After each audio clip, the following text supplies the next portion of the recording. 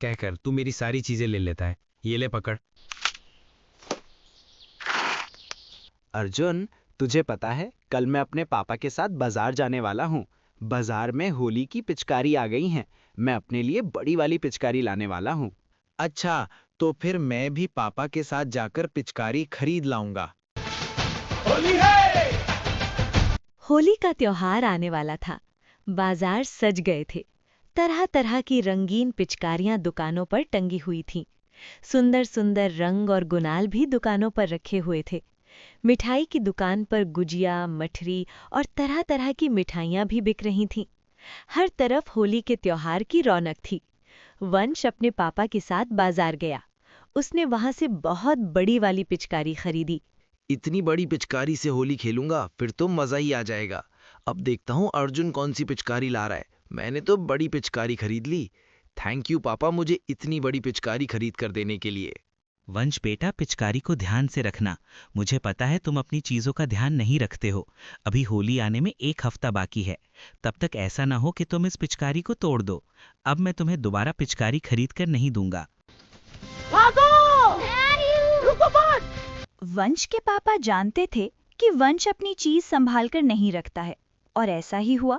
वंश ने अपनी पिचकारी भी संभाल कर नहीं रखी। होली से एक दिन पहले, छोटी होली के दिन, वंश और अर्जुन अपनी अपनी पिचकारी से पार्क में खेल रहे थे। वंश ने खेल खेल में अपनी पिचकारी तोड़ दी। अरे, मेरी पिचकारी तो टूट गई। अब मैं क्या करूंगा? पापा मुझे दूसरी पिचकारी नहीं लेके देंगे। तभी वंश की नजर अर्जुन की पिचकारी पर जाती है, जो बिल्कुल नई थी। अर्जुन, मुझे 2 मिनट अपनी पिचकारी दिखा दे। मेरी पिचकारी टूट गई है। शाम को मैं नई ले आऊंगा। अर्जुन वंश को अपना दोस्त मानता था, इसलिए उसने अपनी पिचकारी उसे दे दी। हाँ हाँ, ये लो, थोड़ी देर तुम खेल लो। अर्जुन वंश को अपनी पिचकारी दे देता है। पापा मुझे नई पिचकारी नहीं लेकर देंगे, और मुझे पता है होली के दिन अर्जुन अपनी नई पिचकारी से खेलेगा और मुझे चिढ़ाएगा। एक काम करता हूँ, इसकी पिचकारी भी तोड़ देता हूँ, फिर ये भी पिचकारी से नहीं खेल पाएगा। और फिर वंश ने खेलते खेलते जानबूझकर अर्जुन की पिचकारी तोड़ दी। वंश, तुमने ये क्या किया? तुमने मेरी पिचकारी क्यों तोड़ दी? मैंने तुम्हें अपने पिचकारी खेलने के लिए दी थी। तुम अच्छे दोस्त नहीं हो। जब मेरी पिचकारी टूट गई तो मैं तुम्हारी पिचकारी को भी तोड़ूंगा ना, वरना तुम होली वाले दिन नई पिचकारी से खेलते। पापा मुझे नई नहीं दिलवाने वाले थे। अब मैं जा रहा हूँ। अब मेरी तरह तुम भी पिचकारी के बिना ही होली खेलना। बाय। शरारती वंश हंसता हुआ वहां से चला गया। अर्जुन रोने लगा।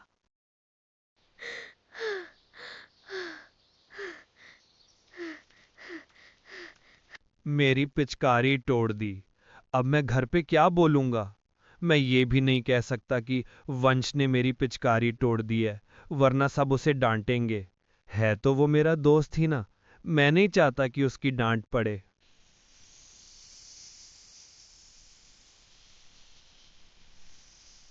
तभी आसमान के रास्ते से एक परी दीदी जा रही थीं। उन्होंने अर्जुन को रोते हुए देखा तो उसके पास आईं और बोली, क्या हुआ बेटा, तुम रो क्यों रहे हो? और तुम्हारा क्या नाम है? मेरा नाम अर्जुन है। आप कौन हो? मेरा नाम कामना परी है। मैं सब बच्चों की विश पूरी करती हूँ। मुझे बताओ, तुम क्यों रो रहे हो? परी दीदी, कल होली है और आज मेरी पिचकारी टूट गई, इसीलिए मैं उदास हूँ।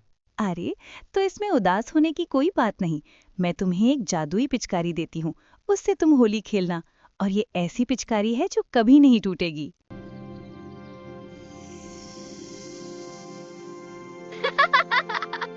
ये लो अर्जुन, जादुई पिचकारी, और इससे होली खेलो। अब तो तुम खुश हो ना? ये तो बहुत सुंदर पिचकारी है परी दीदी। हाँ, मैं बहुत खुश हूँ। थैंक यू परी दीदी, आप बहुत अच्छे हो। अर्जुन को खुश देखकर परी दीदी भी बहुत खुश हुई। वंश एक पेड़ के पीछे छिपकर सब कुछ देख रहा था।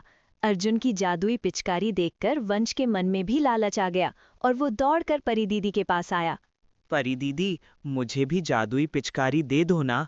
आपने अर्जुन को भी जादुई पिचकारी दी है। मेरी भी पिचकारी टूट गई, इसलिए मेरे पास भी अब होली खेलने के लिए कोई पिचकारी नहीं है। नहीं वंश, मैं तुम्हें जादुई पिचकारी नहीं दूंगी। जादुई पिचकारी सिर्फ अर्जुन को मिलेगी क्योंकि वो बहुत अच्छा बच्चा है।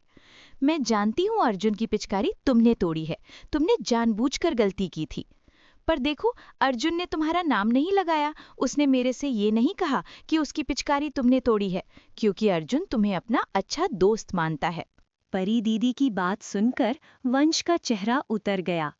पास में खड़ा हुआ अर्जुन अपने दोस्त का उदास चेहरा नहीं देख पाया। वो परी दीदी से बोला, परी दीदी, आप वंश को भी जादुई पिचकारी दे दो, हम दोनों एक साथ होली खेलते हैं। अगर वंश के पास पिचकारी नहीं होगी तो मेरा भी इस पिचकारी से होली खेलने का मन नहीं करेगा। प्लीज परी दीदी, आप वंश को भी एक जादुई पिचकारी दे दो। देखा वंश बेटा, तुमने अर्जुन की पिचकारी तोड़ दी, फिर भी ये तुम्हारे बारे में कितना सोचता है। चलो, अर्जुन को सॉरी बोलो। सॉरी अर्जुन, मैंने तुम्हारी पिचकारी तोड़ दी। मुझे ऐसा नहीं करना चाहिए था। तुम मेरे अच्छे दोस्त हो। ये हुई ना अच्छे बच्चों वाली बात। और हाँ, आगे से कभी भी किसी की चीज को कोई नुकसान मत पहुंचाना, और वादा करो कि तुम अपनी चीजों को हमेशा संभाल कर रखोगे, उन्हें तोड़ोगे नहीं। प्रॉमिस करो। प्रॉमिस परी दीदी, अब मैं अपनी चीज कभी खराब नहीं किया करूंगा और कभी भी किसी की चीज को नहीं तोड़ूंगा। मैं वादा करता हूँ। परी दीदी ने एक बार फिर अपनी जादुई छड़ी घुमाई और उनके हाथ में बहुत सुंदर जादुई पिचकारी आ गई। उन्होंने वो जादुई पिचकारी वंश को दी। थैंक यू परी दीदी, ये पिचकारी बहुत सुंदर है। वंश बेटा, थैंक यू तुम्हें अर्जुन को बोलना चाहिए, क्योंकि ये तुम्हारा बहुत अच्छा दोस्त है। थैंक यू अर्जुन, तुम्हारी वजह से परी दीदी ने मुझे भी जादुई पिचकारी दी। उसके बाद परी दीदी वापस परीलोक चली गईं। वंश और अर्जुन फिर से अच्छे दोस्त बन गए और दोनों ने मिलकर जादुई पिचकारी से खूब होली खेली। प्यारे बच्चों, ये कहानी हमें सिखाती है कि हमें हमेशा अपने दोस्तों के साथ मिलजुल कर रहना चाहिए। सच्चे दोस्त हमेशा काम आते हैं। अब आप सब भी अपने दोस्तों के साथ मिलजुल कर होली खेलो और खूब धूमधाम से होली का त्योहार मनाओ। बाय बाय प्यारे बच्चों।